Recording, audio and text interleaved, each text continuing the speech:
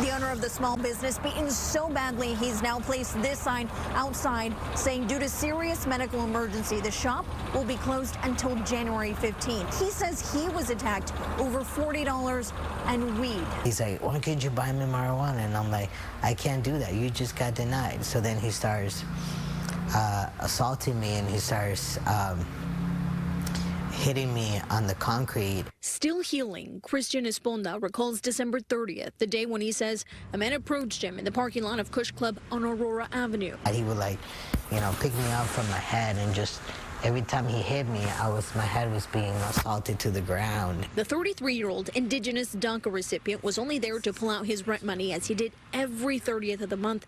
He has his own business, CE Computer Repair, on the same business strip. He says the man, for a moment, stops beating him, gets in his van, while he rushes to call 911 and get help from employees at the Kush Club Wellness and Vape.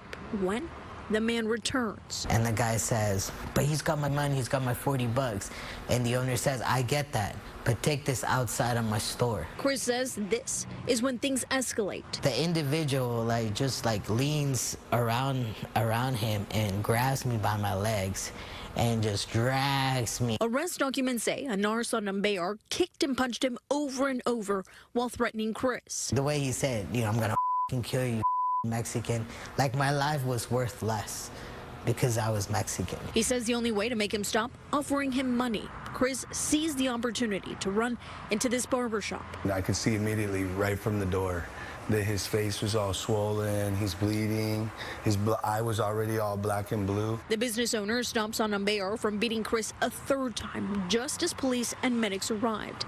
They say Kush Club used to have an armed guard, but we're told it's a quiet area and their services are not needed. There's nights where I wake up, in my dream, I'm running towards the barbershop, away, trying to save my life. Not only is Chris coping with the trauma, he was hospitalized for 3 days with brain bleeding, suffers from seizures, and now needs a surgery he can't afford as he is still applying for citizenship. The impact seen on his business, which will now need to be closed for a longer period as he recovers. You're one mistake of being at the wrong place at the wrong time from your business shutting down. Sonambayar is currently being held on $50,000 bail as officials believe he is likely to commit a violent offense again.